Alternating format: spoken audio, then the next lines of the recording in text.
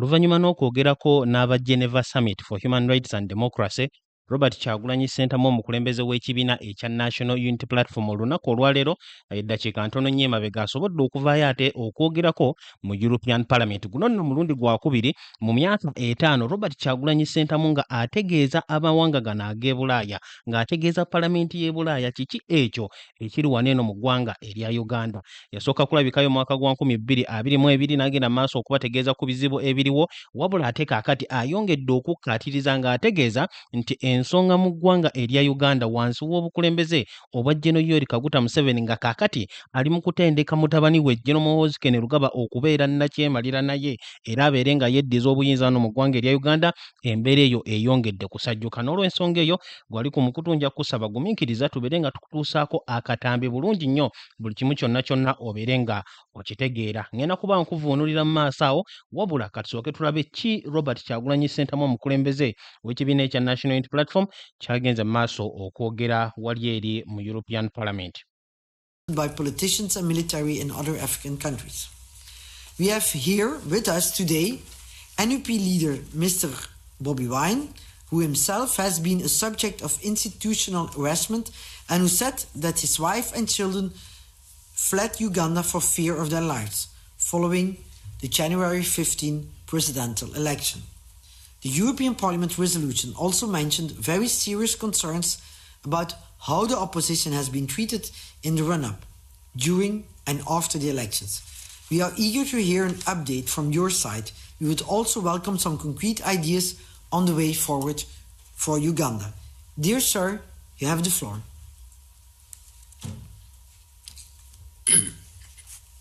Good afternoon, you have the floor. Thank you very much, friends. Greetings. I appreciate so much the opportunity. I want to appreciate the European Union Parliament for the resolution on Uganda and for keeping an eye on Uganda. We don't take it for granted. Every time we see development partners keeping an eye on what is happening here in Uganda. We also recognize that the EU is an important partner to Uganda, and we intend to maintain and also improve this partnership and this cooperation. We would also love to see this relationship happening between the people of Uganda and the European Union, not just General Museveni's illegitimate military regime. I'm still on the run. I'm still in hiding because of the continuing threats on my life since what happened on the 16th of January when my house was, my compound was raided and I fled my house. And also the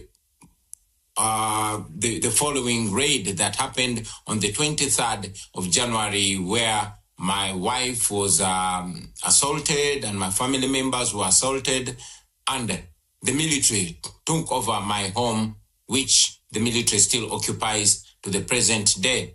My home is surrounded and the military is in charge of it now. What happened on the 15th of January and the preceding days was not an election. It was a military operation, and I'm very glad that it was clearly stated during the debate in the European Union Parliament. This violence started much earlier. It started on nomination day, and it went on through the campaign trail. And I'm glad that the resolution mentions in specifics victims like Mesa Chokero, who was shot and killed, and also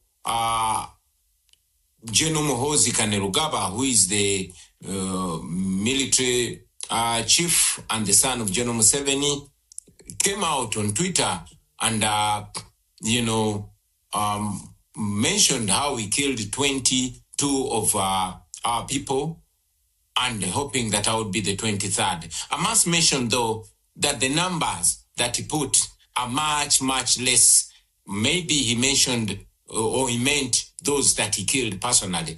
Otherwise, the numbers that we have of the victims, of the people that have been killed, are much more than 22. Many civil society organizations were closed down, especially those that are in the area of governance. it was mentioned, and I want to reiterate it again, that the internet was shut down 3 days before the election. Media houses were ordered not to relay the results that were happening and all that was going on ground on the polling stations, to ensure that there's a clear disconnect between what was happening in the polling stations and what was being relayed by the Electoral Commission.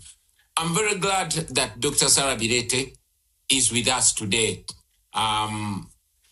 In this meeting, she was arrested, detained, because she was taking an effort to speak out and educate people, the citizens of Uganda, about their rights and on democracy.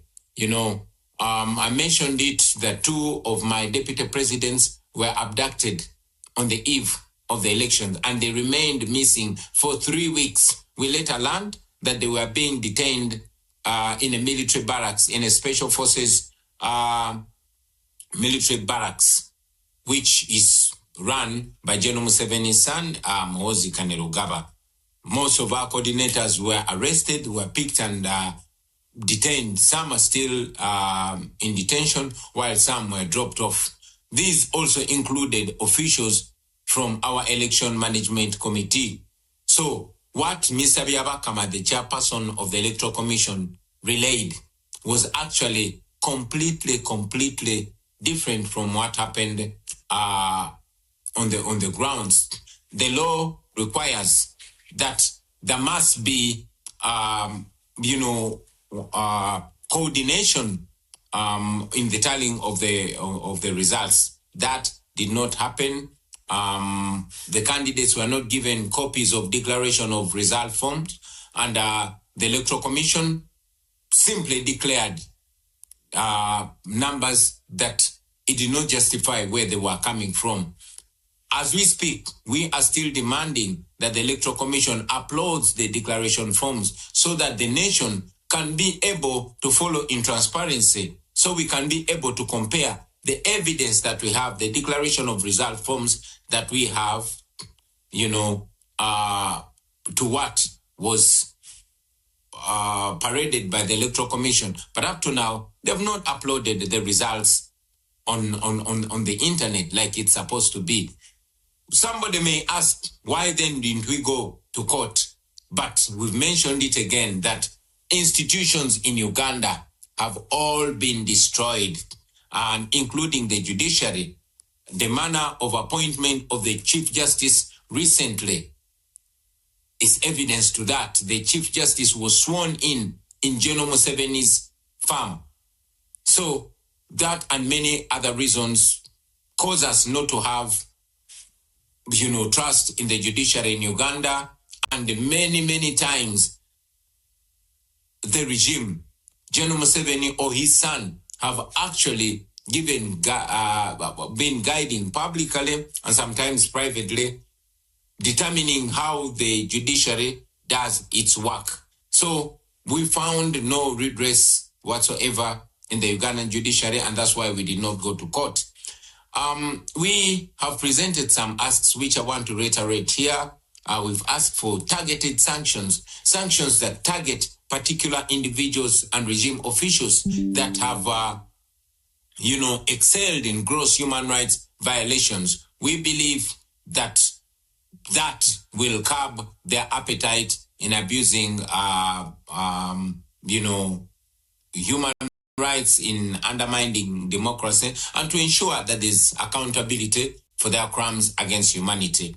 Because I know we have other speakers on the platform, I want to appreciate you for the opportunity and to further call for more interest and for more attention to the people of Uganda. We really appreciate the attention, but we still request the international community to keep an eye on Uganda, to keep an eye on what is going on here in our country. I thank you for God and my country.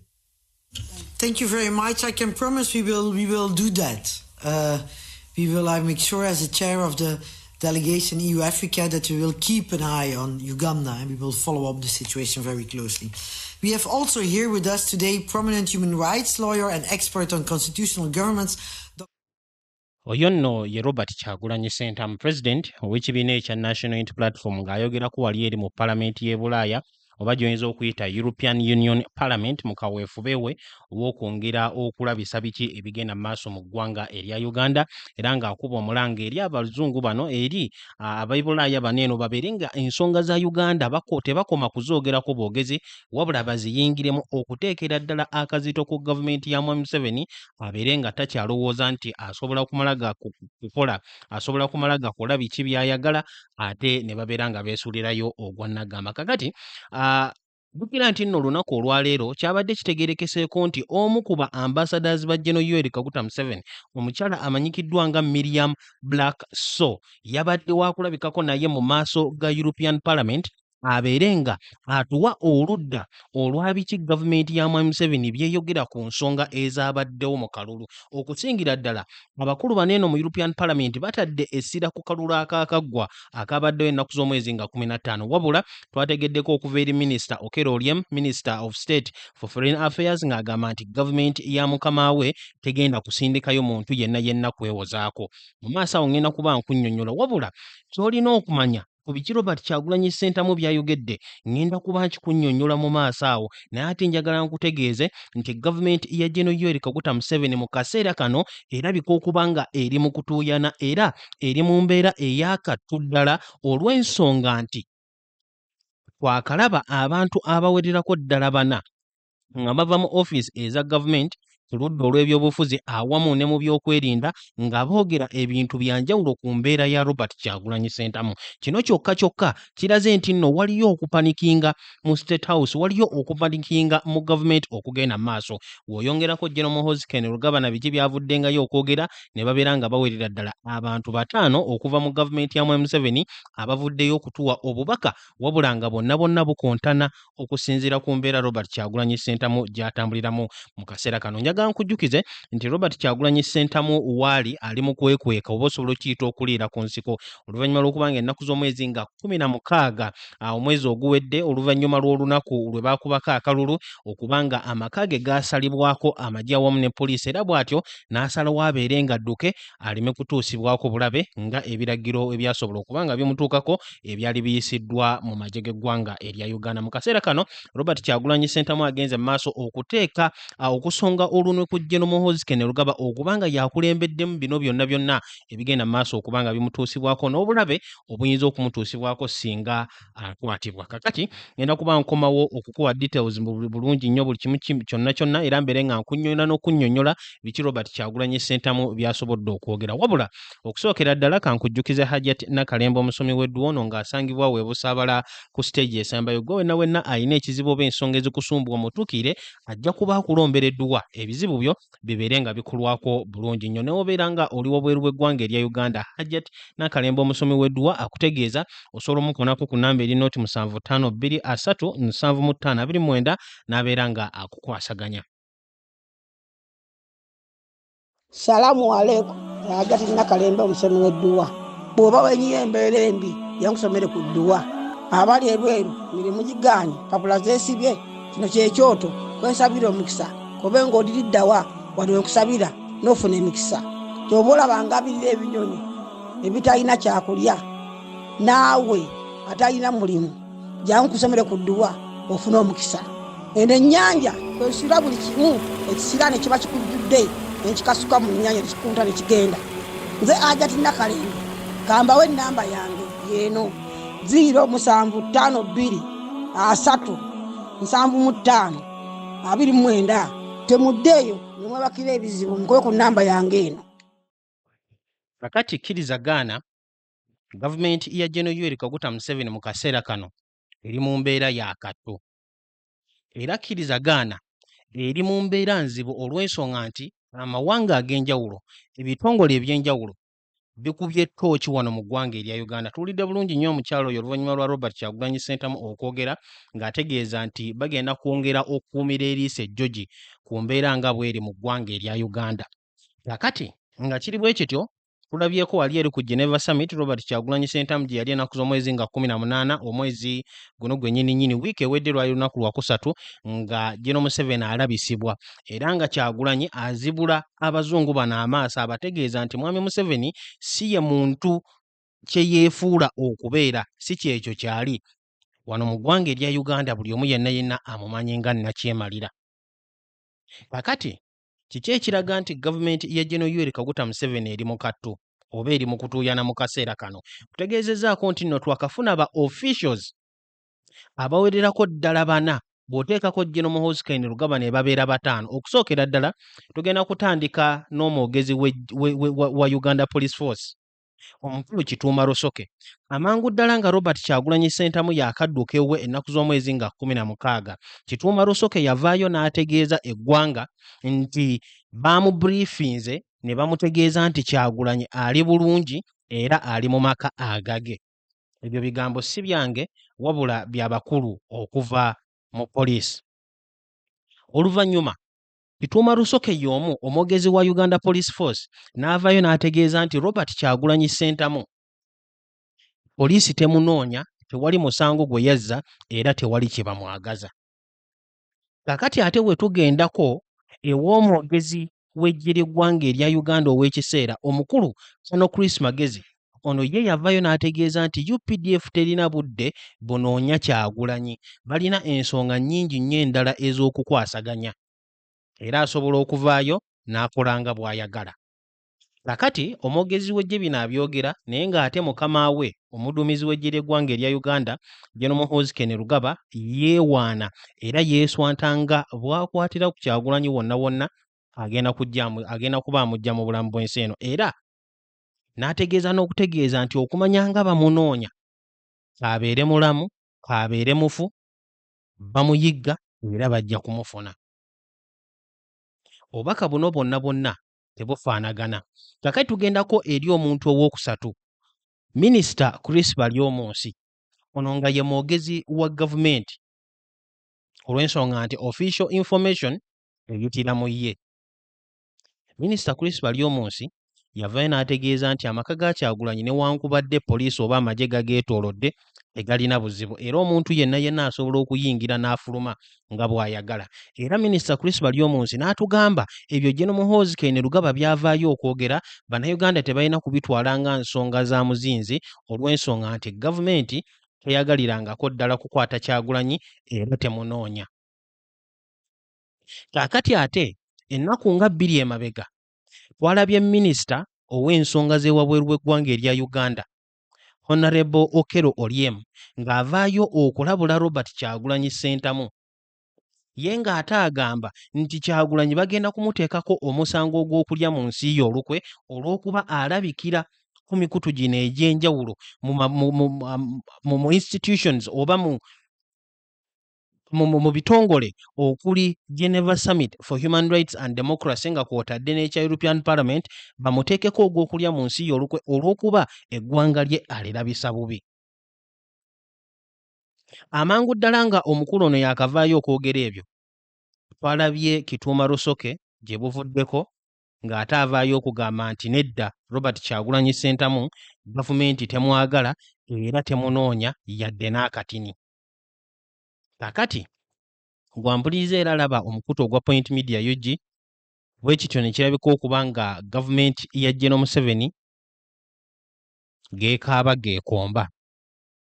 Mu mbeera eno bali mu kufulumya obubaka obungi ddala, obubaka obutakwatagana naye ate okusinziira ku bakenkufu mu nsonga zino baavaayo ne bakola analysis nga bategeeza nti gavumenti byekola ebikola kigenderere okuba nti eri mu kuteekayo obubaka obw'enjawulo obulabisanga awaliwo obutakwatagana kubanga mu kaseera kano bannayuganda tebamanyi nti Robert Kyagulanyi Ssentamu yonna gy'ali balina kumubanjaani.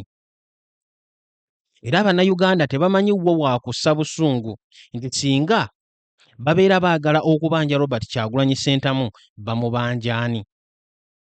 Kubanga Minisita Chris Baryomunsi avuddeyo ne yeegaana ne tulaba omwogezi wa poliisi Kituuma Lusoke ng'ayogera ebitakwatagana, ne tulaba General Muhoozi Kainerugaba omuduumizi w'eggye mutabani wa General Museveni naye nga ayogera bibye okukakana nga bannayuganda tebamanyi wa waakutunula, ani waakusongamu lunwe, ani waakubanja, ani waakulaga busungu.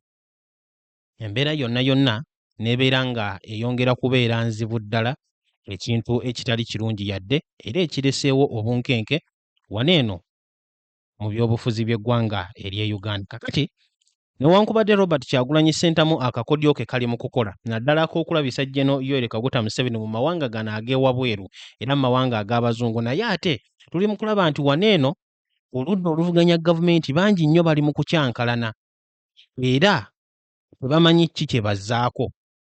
Twalabyeko dda Amuriat Oboyo wa FDC ng'avaayo okutegeeza nti Kyagulanyi ave mu kwekweka etteppo beere ng'akulembera mu struggle.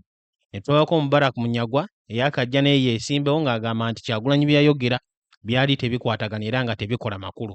Embeera eyo yonna yonna nerabika okuba nga eyongera okumenyaamenyamu oludda oluvuganya gavumenti, kyokka ng'ate baaba ekibiina kya National Unity Platform tulabyeko Joel Ssenyonyi naddala ku mazaalibwa ga Robert Kyagulanyi Ssentamu yavaayo n'akubiriza buli omu yenna ayagala enkyukakyuka abeere nga yeenyigira mu kuleeta enkyukakyuka, ateekeko ettoffaali newankubadde tuvudde mu kalulu okwongera okukakasa nti Uganda empya esobola okujja mu ggwanga erya Uganda.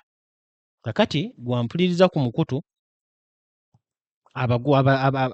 amawanga gano ag'e Bulaaya mu palamenti yaabwe tetumanyi ki kye bagenda kuzzaako, wabula mu kaseera kano oluvannyuma lw'okuba nga bannayuganda bangi nnyo bavuddeyo okuteekawo embeera, kyaddaaki baasazeewo okuyita Robert Kyagulanyi Ssentamu abeere nga ayogerako eri ensi yonna yonna. Wabula ennaku z'omwezi nga 12 okusookera ddala baayisa resolution osobola okukiyita okutuuka ku nsalawo ku nsonga eri mu kubaganyizibwako ebirowoozo, era ng'ekyo kye baakolera ddala mu babaka 5 n'omusobyo abaali mu palamenti ku lunaku olwo 514 baalonda nga bawagira ekyokuteeka akazito ku gavumenti ya General Yoweri Kaguta Museveni. 3 bokka be baagaana ate 56 be bataaliwo mu palamenti ku lunaku olwo. Kakati baavaayo ne basalawo ebintu bino wammanga era n'olunaku olwaleero omukyalo oyo ayanjudde Kyagulanyi nga tugenda omulaba mu katambi mu maaso awo avuddeyo n'ayongera okubyogerako.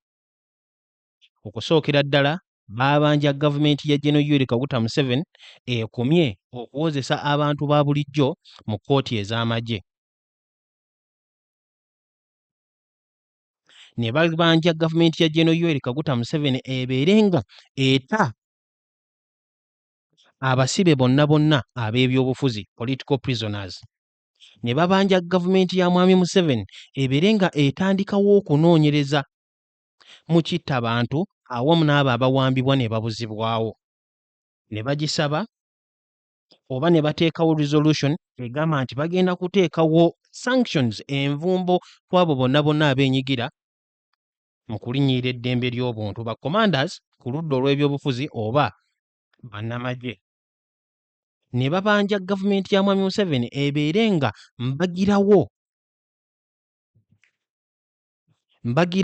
ebeere nga ezzaawo eddembe lya bannamawulire. Ne bategeeza nti wagenda kubeerawo accountability ate nga tebakoma ku statements zokka wabula buli muntu yenna avuddeyo okunyigiriza munnayuganda okuva mu mwaka gwa 2021 abeere ng'akangavvulwa. Ate ekisembayo ne bategeeza nti bakooye okwogera bagenda kutandikawo ebikolwa. Kakati Robert Kyagulanyi Ssentamu okusinziira kwogera kwe naye avuddeyo n'ategeeza nti eggwanga erya Uganda newankubadde lisiima okuba nga European Union etadde eriiso ejjogi ku biki ebigenda mu maaso, naye ate baagala Mwami Museveni ne mutabani we babeere nga bombiriri bateekebwako envumbo. Kino kibawalirize okukomya okuzza emisango n'okukola ebikolobero ku bannayuganda. W'oba ojjukira mu Geneva Summit Robert Kyagulanyi Ssentamu yavaayo n'ategeeza abazungu bano nti olw'okuba beesuulirayo gwa naggamba, gavumenti ya General Museveni erowooza nti basobola okunyigiriza bannayuganda ne batabaako kibakolebwako oba ne watabaawo bakangavvulwa, n'olw'ensonga eyo n'abasaba nti ebigambo bikome n'ekyenedero kyazzeemu babeere nga bateekako envumbo. Kakati mu kusembayo ngenda kuba nkuwa akatambi ak'omukyalo ono ng'agenda mu maaso okwogera ku Robert Kyagulanyi Ssentamu awamu n'embeera eri mu ggwanga erya Uganda. Oluvannyuma ngenda kuba nkomawo ate nkusiibule. Good afternoon, colleagues. Thank you for joining us here and online. Please be informed that this meeting is web streamed. We have interpretation in English, French, and German. The draft agenda has been sent to you. I don't see any remarks. The agenda is adopted. I also want to go over to point 2. The draft minutes for a meeting of 14th of January was sent to you beforehand. I don't see any comments. You can still send in comments till tomorrow morning, and then the draft minutes will be approved. Dear colleagues, I just finished the meeting of the Joint Bureau of the Africa-European Parliamentary Assembly, and I'm happy to inform you that we will have begun preparations for the inaugural assembly, which will held from 12 to 14 May in Abidjan, Côte d'Ivoire. We will discuss this in more detail at our next meeting in Strasbourg in March.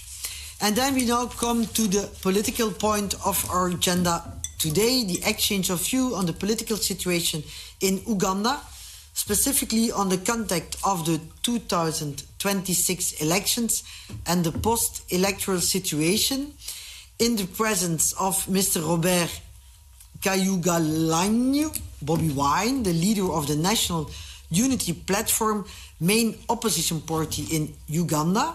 He is in remote connection. Then we have Dr. Sarah Birete, chairperson of the Global Network of Domestic Election Monitors and executive director of the Uganda Civic Organization Center for Constitutional Governance. She's also remotely connected. And then we have here with us Mr. Jonas Johnson, head of division EAS, Africa 5, Horn of Africa, East Africa. Dear colleague, distinguished guests, good afternoon. I'm pleased to welcome you again. Thank you for accepting our invitation. Today's session will be held on the political situation in Uganda. Like I said, I welcomed already our two guests. The exchange follows on the adoption of the European Parliament's resolution on 12 February on the post-electoral situation in Uganda and threats against opposition leader Bobi Wine. Let me first underline that Uganda is a very important partner for Europe in terms of regional peace and security. Uganda is a primary troop contributor to regional peacekeeping, particularly in Somalia, and it plays a key role in mediating conflicts in South Sudan and the DRC. Uganda is also a major refugee hosting nation, influencing regional stability by providing refuge and security to a large number of displaced persons. As partners, we want to work together to improve the situation of the Ugandan population. At the same time, we must be clear that our commitment to human rights and fundamental freedoms in the European Parliament is non-negotiable. We will not shy away from difficult conversation and will not contribute to the silencing of opposition. In the spirit of partnership, as illustrated by the Samoa Agreement, we wanted to have an opportunity to discuss these issues of concern with the government of Uganda. Unfortunately, the ambassador couldn't be here today with us, but we will sure make a new appointment so that we can also have an exchange of view with the ambassador. It is important to note that accountability is one of the central principles of democracy as it applies to the EU treaties. As part of its oversight role within the EU institutions and parliamentary diplomacy, the European Parliament regularly adopts resolutions on electoral processes worldwide, particularly when credible reports raise strong concerns. Resolutions are an essential means by which the European Parliament expresses its view on political processes, EU politics and global developments. The Parliament also uses resolutions to scrutinize other EU institutions, including the European Council, as part of its democratic oversight role within the European Union. In the resolution on Uganda, which is adopted on the 12th February, which was supported by an overwhelming majority of members, 514 votes in favor, 3 against, and 56 abstentions, we note serious concerns regarding the conduct and aftermath of the Ugandan general elections held on the 15th of January 2026, which has unfortunately failed to meet fundamental democratic standards. That opposition leaders and members such as Robert Kyagulanyi, it's easier to pronounce Bobi Wine, and human rights defenders such as Sarah Birete were particularly targeted in a very alarming manner, with arbitrary arrests, prolonged detention, and even disappearances.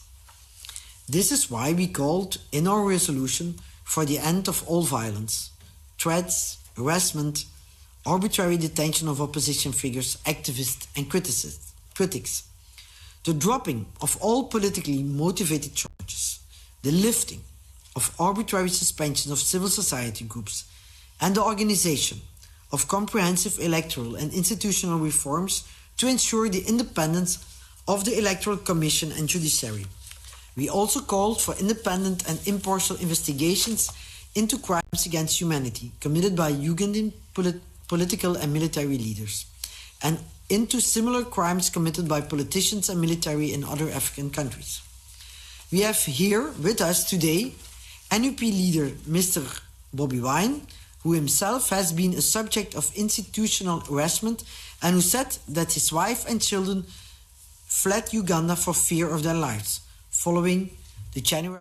Kale weebityo we bibadde wali eri ku European Parliament Robert Kyagulanyi Ssentamu ng'agenda mu maaso okwogerako ate n'abakungu okuva mu Bulaaya okwongera okulabisa gavumenti ya General Yoweri Kaguta Museveni. Sigenda kusookawo kankwagalize olunaku olungi, ekiro ekirungi, kisinzira ddi w'olabye akatambi na mu kaseera ki w'okalabidde. Mubeere bulungi era mweraba.